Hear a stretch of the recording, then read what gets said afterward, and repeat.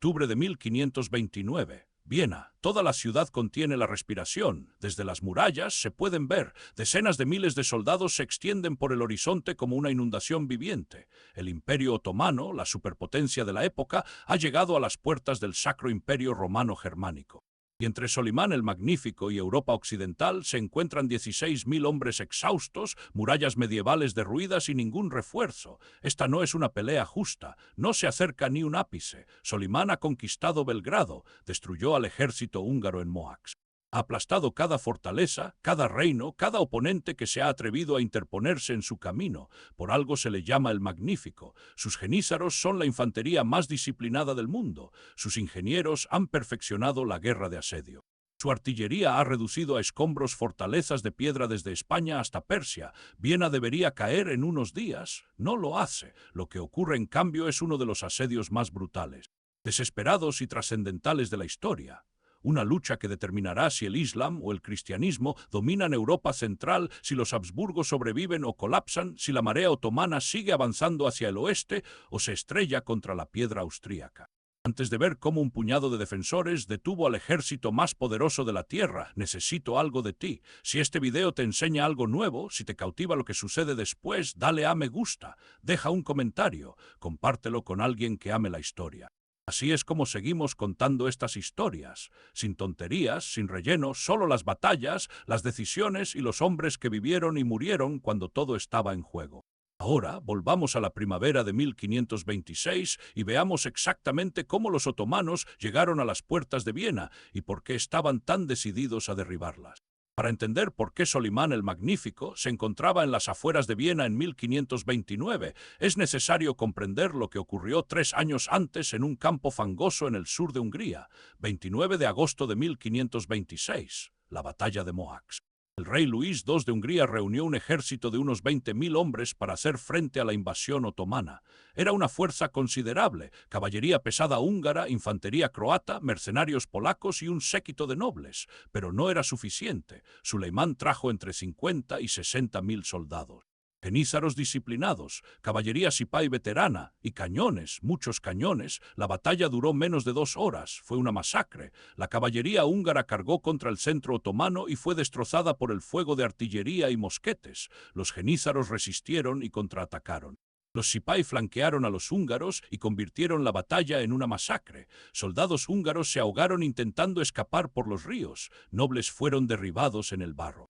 El propio rey Luis II murió huyendo del campo de batalla, derribado de su caballo y ahogado en un arroyo, con el peso de su propia armadura. 20.000 húngaros y sus aliados entraron en esa batalla. Quizás sobrevivieron 3.000. Moax no fue solo una derrota. Fue el fin de la Hungría medieval. El reino se derrumbó, la nobleza quedó destrozada. La capital, Buda, cayó sin oponer resistencia. Europa central quedó repentinamente abierta de par en par y los otomanos estaban a las puertas. Solimán podría haber seguido adelante de inmediato. Podría haber marchado directamente a Viena, pero no lo hizo. Tenía otras prioridades. Instauró a Juan Zápolya, un noble húngaro, como rey títere. Aseguró sus conquistas. Regresó a Estambul para consolidar su poder y prepararse para la siguiente campaña. Pero todos sabían que volvería. Los Habsburgos sin duda lo sabían. El archiduque Fernando I, hermano menor del emperador del Sacro Imperio Romano Germánico Carlos V, vio el desastre de Moax como una oportunidad. Reclamó el trono húngaro para sí mismo, argumentando que su esposa era hermana del difunto rey Luis II. Esto lo puso en conflicto directo con el títere de Solimán, Juan Zápolya. Solimán consideró la afirmación de Fernando como un insulto, una provocación y un desafío. Si Fernando quería jugar al imperio, Solimán le mostraría cómo era un verdadero imperio.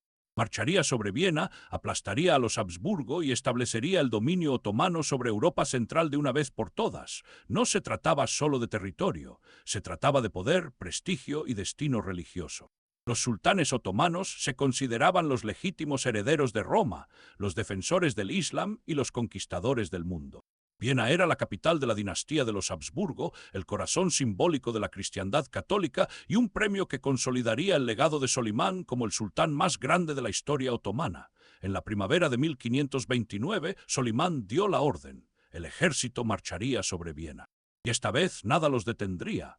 La fuerza que se reunió en Estambul en mayo de 1529 fue una de las expediciones militares más poderosas del siglo XVI. Las estimaciones varían considerablemente según la fuente, pero el núcleo del ejército otomano probablemente contaba con entre 120, 000 y 150, 000 soldados de combate. Algunas fuentes cristianas contemporáneas afirmaban que la fuerza llegaba a los 300, 000, aunque esa cifra probablemente incluía a los seguidores del campamento, los trabajadores y el personal de apoyo. Incluso las estimaciones más conservadoras representan un ejército más grande que cualquier cosa que Europa occidental pudiera desplegar en ese momento.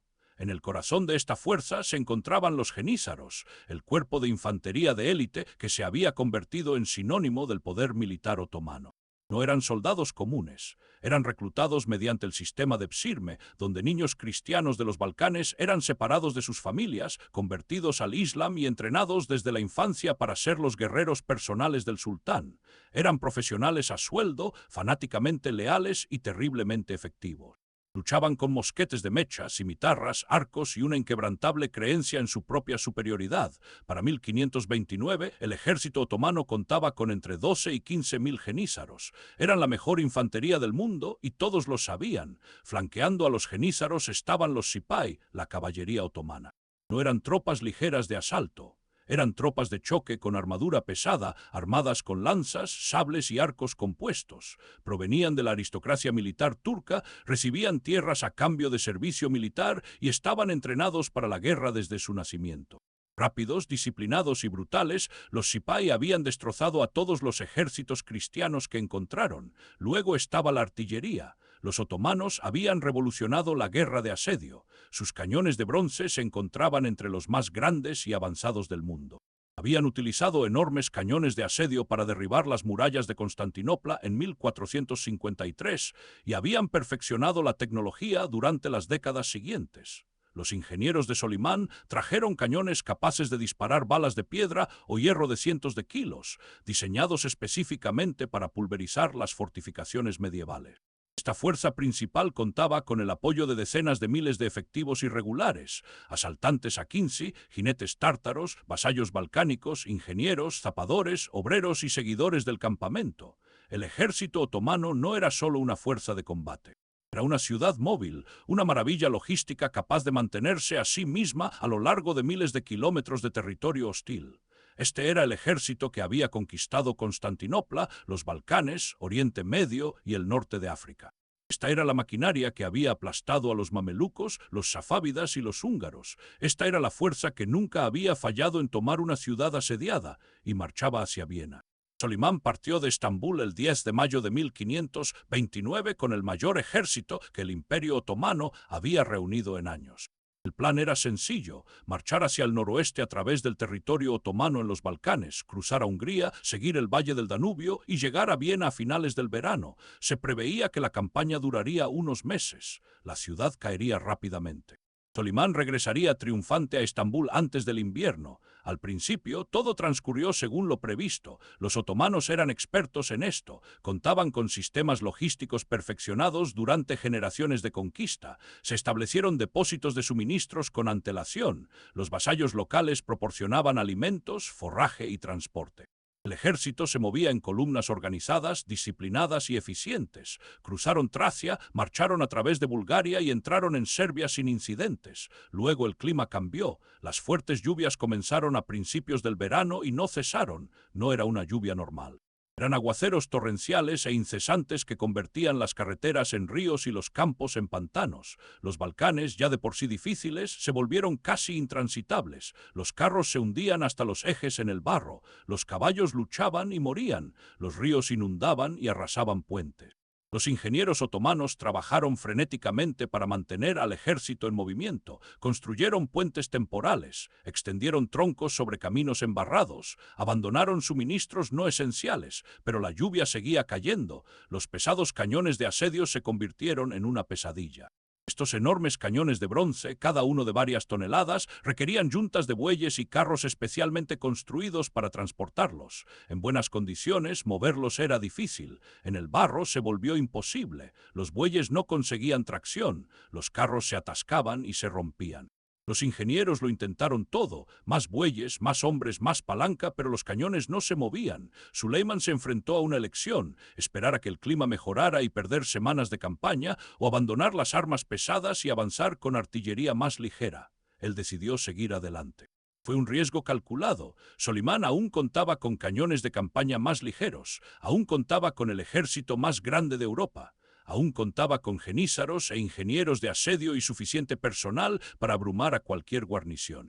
Los cañones pesados habían destruido Belgrado y Rodas, pero las murallas de Viena eran más antiguas y débiles. Quizás no las necesitara. Para cuando el ejército otomano cruzó a Hungría a finales del verano, ya había perdido un tiempo precioso y sus armas de asedio más poderosas. Pero Suleimán siguió avanzando. Retroceder sería humillante. El sultán había declarado públicamente su intención de tomar Viena. El fracaso no era una opción. La marcha a través de Hungría fue miserable. El campo era hostil. Las tropas irregulares húngaras y los invasores austriacos hostigaban los flancos otomanos. Las aldeas fueron abandonadas o incendiadas, el forrajeo se volvió difícil, las enfermedades comenzaron a propagarse por el campamento: disentería, tifus, fiebres. Los hombres morían no en batalla, sino por enfermedades y frío. El tiempo nunca mejoró, la lluvia los acompañó hasta Viena. El 27 de septiembre de 1529, el ejército otomano finalmente llegó fuera de las murallas de la ciudad. Habían recorrido más de 1.200 kilómetros desde Estambul. Habían perdido miles de hombres por enfermedades y deserciones. Habían abandonado su artillería pesada. Estaban exhaustos, empapados y se les agotaba el tiempo.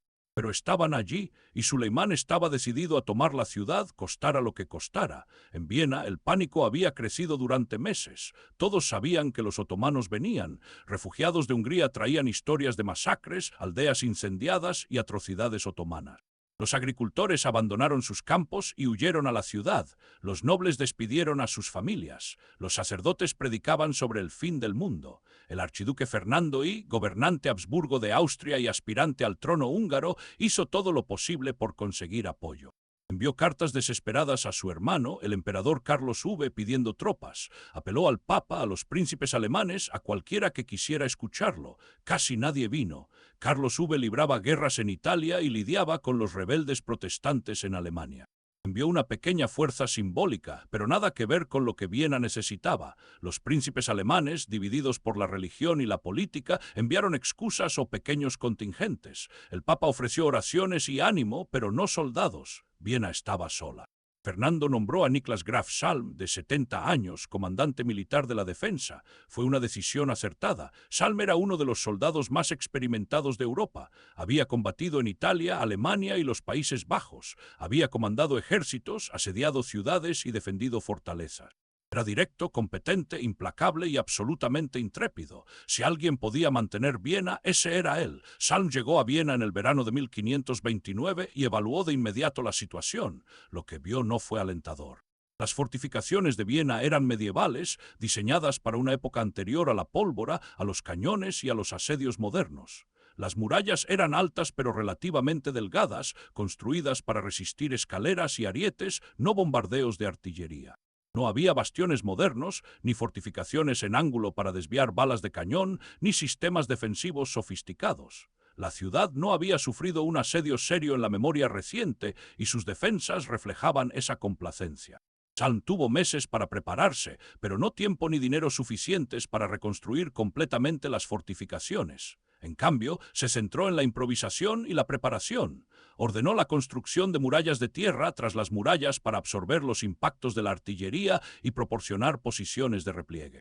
Mandó demoler los edificios cercanos a las murallas para eliminar la cobertura de los atacantes y proporcionar campos de tiro despejados. Organizó a la población civil en cuadrillas de trabajo para cavar trincheras, construir barricadas y reparar los daños. Acumuló todo lo que pudo: pólvora, balas de mosquete, flechas, comida, agua, suministros médicos. Organizó la guarnición en compañías, asignó secciones de la muralla y las instruyó sin descanso. Se preparó para un largo asedio y se preparó para lo peor. La guarnición en sí era una fuerza mixta. Salm contaba con soldados profesionales, veteranos españoles y alemanes experimentados y disciplinados. Contaba con milicianos austriacos, hombres locales valientes pero inexpertos que defendían sus hogares. Contaba con mercenarios, voluntarios, monjes armados e incluso civiles armados. En total, Salm comandaba a unos 16.000 hombres capaces de combatir. contra un ejército otomano 8 a 10 veces más grande. La estrategia de Salm era brutalmente simple: mantener las murallas, infligir el máximo de bajas, hacer que cada centímetro de terreno costara sangre y rezar para que el tiempo, el clima o la enfermedad obligaran a Suleiman a retirarse antes de que Viena cayera. Era un plan desesperado, pero era el único plan que tenían. A medida que avanzaba septiembre y llegaban a Viena los informes del avance otomano, Salm se dirigió a sus hombres, no edulcoró la situación, les dijo la verdad: se acercaba un ejército enorme, no había ninguna fuerza de relevo en camino. Tendrían que resistir solos, muchos de ellos morirían, pero si resistían no solo salvarían Viena, sino toda la Europa cristiana, demostrarían al mundo que era posible detener a los otomanos, defenderían sus hogares, sus familias, su fe. Los hombres le creyeron, no tenían opción, no tenían a dónde huir. El 27 de septiembre de 1529, el ejército otomano apareció en el horizonte. Desde las murallas, los defensores observaban en silencio cómo la fuerza enemiga se extendía por el paisaje como una marea oscura. Miles de tiendas, soldados incontables, estandartes y banderas por todas partes. El sonido de tambores y címbalos, la aterradora música de las bandas genízaras. Viena fue rodeada. Suleimán estableció su pabellón de mando en un terreno elevado con vistas a la ciudad.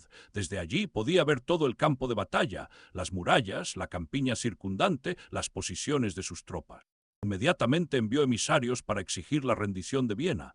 El mensaje fue entregado a Salm y al ayuntamiento. Era directo: rendirse ahora y la ciudad se salvaría. La guarnición podría marcharse con honor. La población estaría protegida. Si resistían, todos los hombres, mujeres y niños serían asesinados o esclavizados. Viena sería incendiada. La respuesta de Salm fue igualmente directa. No, el asedio comenzó. Los ingenieros otomanos comenzaron de inmediato a construir fortificaciones de asedio. Cavaron trincheras de aproximación, fortificaciones en zigzag que permitían a los soldados acercarse a las murallas a cubierto. Instalaron su artillería ligera y comenzaron a bombardear las fortificaciones. Identificaron los puntos débiles de las murallas y los marcaron para un ataque concentrado. Construyeron manteletes, escudos móviles de madera para proteger a los zapadores y a la infantería en su avance. Los otomanos eran metódicos. Este no era su primer asedio. Habían perfeccionado estas técnicas durante décadas. Cada acción tenía un propósito. Cada trinchera, cada emplazamiento de armas, cada posición formaba parte de un plan coordinado para romper las defensas de Viena. Salm respondió con un acoso constante.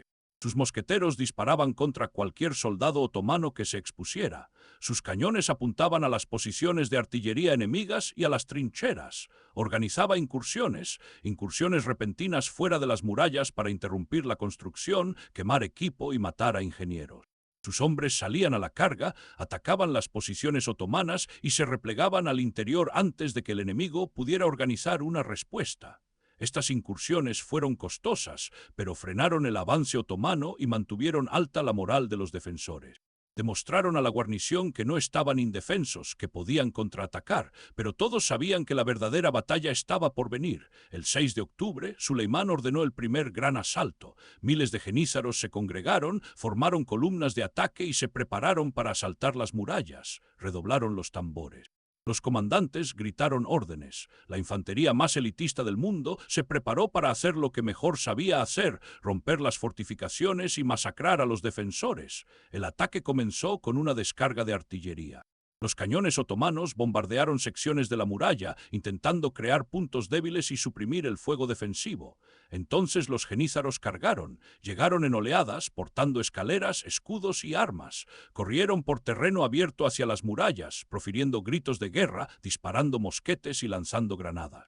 Los hombres de Salm los enfrentaron con todas sus fuerzas. El fuego de mosquetes azotaba las columnas que avanzaban. Llovían flechas desde las murallas. Cañones cargados con metralla, grupos de pequeñas bolas de hierro, convertían secciones del campo de batalla en zonas de muerte. Los defensores lanzaban piedras, agua hirviendo y brea ardiente. Cuando los genízaros llegaron a las murallas y levantaron sus escaleras, los soldados austriacos y españoles los combatieron cuerpo a cuerpo, apuñalando y cortando a cualquiera que subiera. La lucha fue brutal. Los hombres gritaban. Los cadáveres se amontonaban al pie de las murallas. Los genízaros eran intrépidos, disciplinados, dispuestos a morir por el sultán, pero el coraje por sí solo no pudo vencer a defensores preparados en posiciones fuertes. El primer asalto fue repelido. Los genízaros se retiraron cargando con sus heridos. Los defensores vitorearon, exhaustos y ensangrentados, pero aún en pie. Habían sobrevivido a la primera prueba, pero todos sabían que esto era solo el comienzo. Suleimán ajustó su estrategia. Si los ataques directos resultaban demasiado costosos, recurría a la minería, una táctica que los otomanos habían perfeccionado durante décadas de asedio. Los zapadores otomanos comenzaron a excavar túneles bajo las murallas. No se trataba de simples agujeros en el suelo, eran sofisticados proyectos de ingeniería. Los zapadores excavaban un túnel hacia las murallas de la ciudad, lo apuntalaban con vigas de madera y lo extendían hasta llegar a los cimientos de las fortificaciones. Luego, llenaban el túnel con pólvora, se retiraban y detonaban la carga. Si se hacía correctamente, la explosión derrumbaba una sección de la muralla y creaba una brecha por la que la infantería podía asaltar. Los otomanos habían empleado esta técnica con éxito en Belgrado, Rodas y en innumerables asedios más. Su eficacia fue letal. Salm sabía que esto se avecinaba. Había participado en suficientes asedios como para reconocer las señales. De inmediato organizó operaciones de contraminas. Sus propios ingenieros comenzaron a cavar túneles defensivos, intentando interceptar las minas otomanas antes de que alcanzaran las murallas. El objetivo era penetrar en el túnel enemigo, matar a los zapadores y derrumbar la mina antes de que pudiera ser utilizada. Se convirtió en una guerra clandestina, una lucha a ciegas y aterradora, librada en la oscuridad y en espacios reducidos. Ambos bandos escuchaban constantemente el sonido de las excavaciones enemigas. Utilizaban técnicas como colocar cuencos con agua en el suelo para detectar vibraciones. Al oír actividad enemiga, excavaban hacia ella. Cuando los túneles se unieron, estallaron brutales combates cuerpo a cuerpo en espacios reducidos y oscuros. Los hombres luchaban con cuchillos, picos y espadas cortas. No había espacio para la estrategia ni la táctica. Era simplemente matar en la oscuridad. Los defensores tenían una gran ventaja. Luchaban en su propio terreno, conocían el terreno, podían excavar túneles menos profundos con mayor rapidez. Y contaban con un arma secreta, las contraminas. Cuando detectaban un túnel otomano pero no podían interceptarlo, excavaban túneles paralelos, los llenaban de pólvora y los detonaban para derrumbar la mina enemiga. El 9 de octubre, los otomanos terminaron su primera mina importante. Los zapadores llenaron el túnel con barriles de pólvora, encendieron la mecha y huyeron. La explosión fue enorme. Un tramo de la muralla se derrumbó en un estruendoso rugido de humo, polvo y piedras desprendidas. Los escombros cayeron en la brecha. Las trompetas otomanas resonaron. Los genízaros cargaron inmediatamente contra la brecha. Los hombres de Salm estaban preparados. Sospechaban que esta sección de la muralla sería un objetivo y habían preparado posiciones de repliegue. Los soldados corrieron hacia la brecha, disparando mosquetes a quemarropa contra los genízaros que avanzaban. La lucha era feroz. No había margen de maniobra, solo apuñalaban, disparaban y morían a corta distancia. Durante horas la batalla se prolongó en la brecha. Los genízaros seguían avanzando oleada tras oleada, intentando abrirse paso. Los defensores resistieron, reforzados por las reservas que Salm lanzó al combate. Los cadáveres se amontonaban entre los escombros. La piedra estaba manchada de sangre. Finalmente, al caer la noche, los genízaros se retiraron. Los defensores, exhaustos y desvalidos, comenzaron de inmediato a bloquear la brecha con escombros, tierra, vigas de madera y cualquier otra cosa que encontraran. Al amanecer, la brecha estaba sellada. Los muros aún seguían en pie, pero todos sabían que esta era solo la primera mina. Los otomanos tenían más, muchas más. Octubre se prolongó. Cada día traía nuevos asaltos, nuevas minas, nuevas crisis. El asedio se convirtió en una brutal batalla de desgaste. Ambos bandos sufrían y ninguno podía permitirse el lujo de ceder el primer puesto. Dentro de Viena, la situación se deterioraba constantemente. El suministro de alimentos era adecuado, Salm había acumulado suficientes provisiones, pero la munición escaseaba. Cada bala de mosquete, cada libra de pólvora, cada bala de cañón debía racionarse cuidadosamente. Las bajas aumentaban con cada asalto. Los hospitales estaban desbordados de heridos. Los sacerdotes trabajaban sin descanso administrando la extremaunción.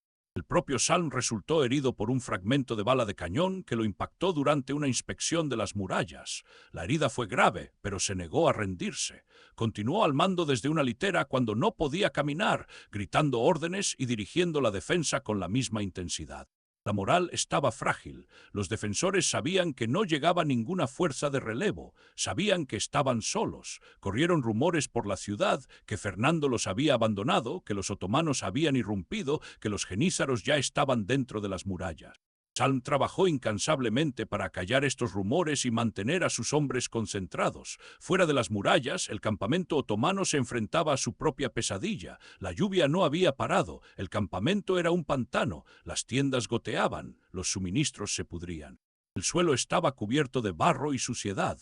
Las enfermedades se propagaron rápidamente por el abarrotado campamento. La disentería mató a cientos, luego a miles. El tifus y otras fiebres les siguieron. Hombres morían a diario, no por batalla, sino por enfermedades.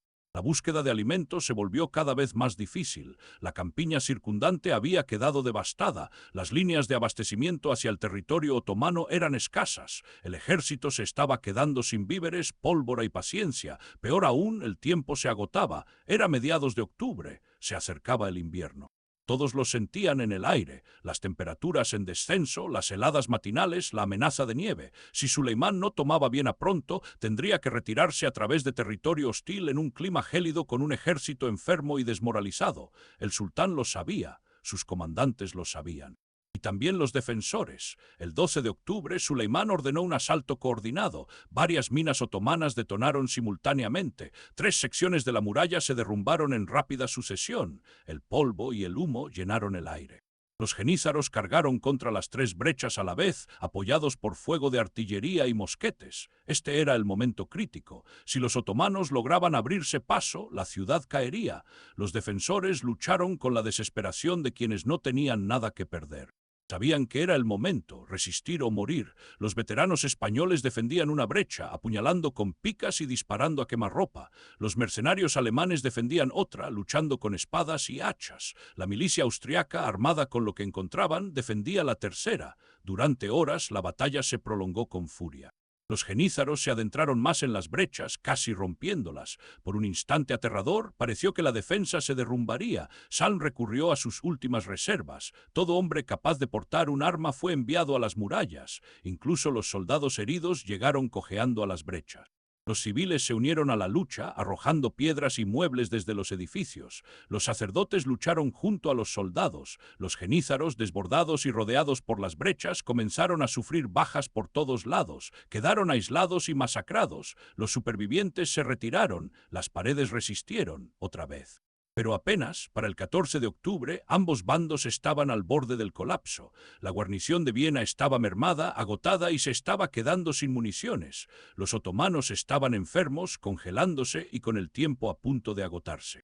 Solimán se enfrentó a la decisión más difícil de su reinado. Podía ordenar un último asalto a gran escala, lanzar todo lo que tenía contra las murallas e intentar abrirse paso por la fuerza. Si funcionaba, Viena caería y su reputación estaría a salvo. Si fracasaba, tendría que retirarse humillado. O podría retirarse ahora, preservar su ejército y regresar el año que viene. Suleiman decidió atacar. El 14 de octubre dio órdenes para un asalto final. Se desplegaron todos los soldados disponibles, genízaros, sipái y regulares, todos los capaces de luchar. Se adelantó toda la pólvora restante. Se prepararon todas las minas para su detonación. Esto sería todo lo que les quedaba a los otomanos. El asalto comenzó al amanecer. La artillería otomana disparó una descarga continua. Se detonaron minas en varias secciones de la muralla. El humo y el polvo llenaron el aire.